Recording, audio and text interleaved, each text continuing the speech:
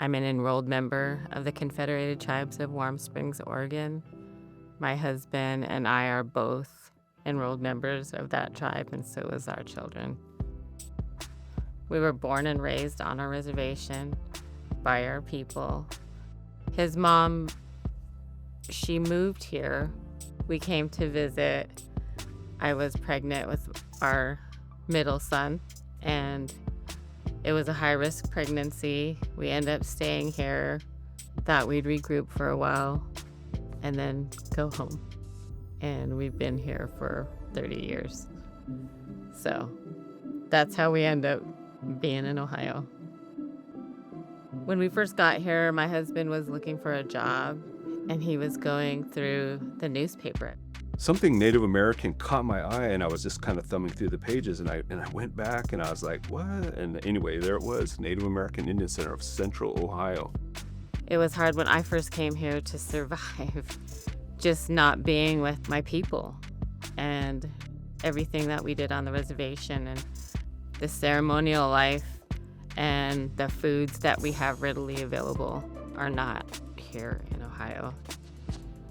I was very fortunate to have the former management in our lifetime to be here for us when we first came here. They picked us up and brushed us off and tried to teach us how to take this as an opportunity.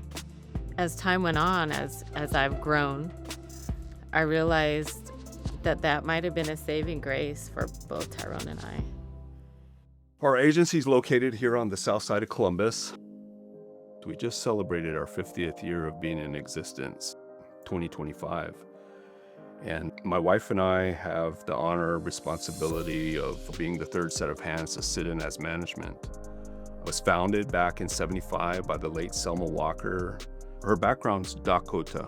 Her intentions were just, from the heart, sincere, and wanting to create space, and essentially a home away from home for a lot of Native people here in Ohio. When Ty and Masami came on board, I think they just excelled in two different areas. One is on the technical side, just doing the things you need to do to keep a nonprofit organization operational.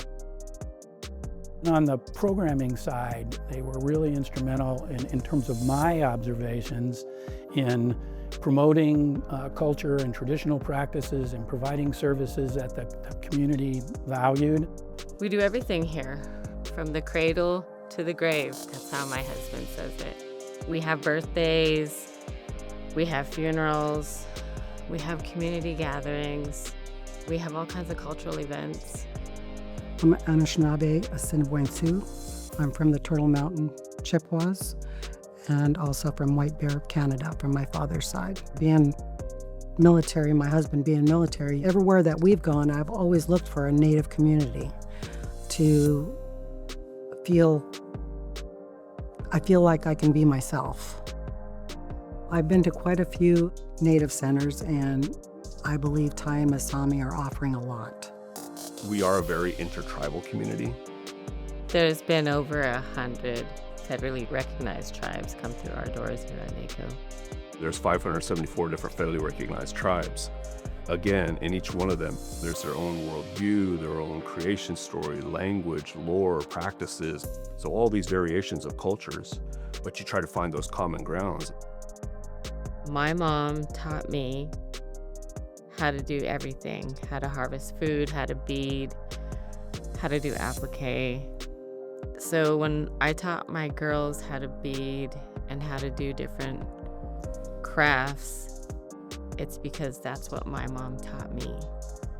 And I feel like our Native people, we are all very adamant about passing our gifts down to generations beneath us, because someday it's going to go away.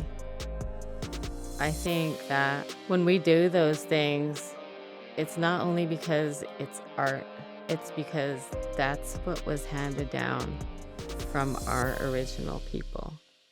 When we talk about culture and tradition, oftentimes that's about as much as it is. It's just spoken.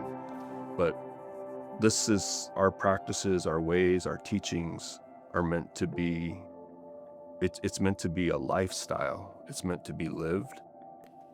kids here, they don't get that hands-on experience that they would have if they were home on their homelands with their people, and they aren't getting the knowledge from their elders.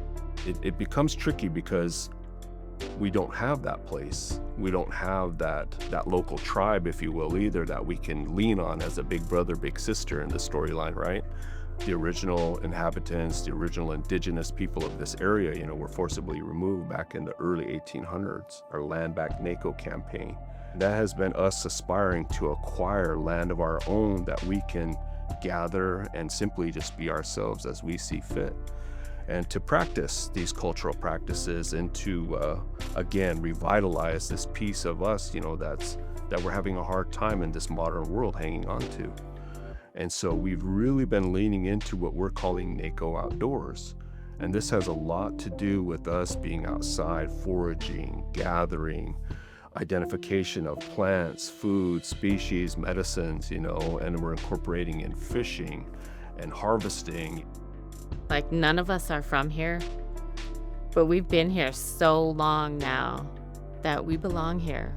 We have to learn how to connect with this land. We're learning how to forage. We're learning how to hunt and fish here, and we're making it our own. The cool thing about all of this is that as it's progressing, we're beginning to see this growth, this sense of our native people being able to feel and show that they're comfortable in their own skin. And that's a huge win. I don't really feel like I'm a leader. Honestly, I just feel like I'm a good relative to a lot of people that I deeply care about, and I want them to win. And I think that we have found healing and restoration in our own lives through our spirituality, through our Native American culture that's being lost, and I feel like it's important to preserve it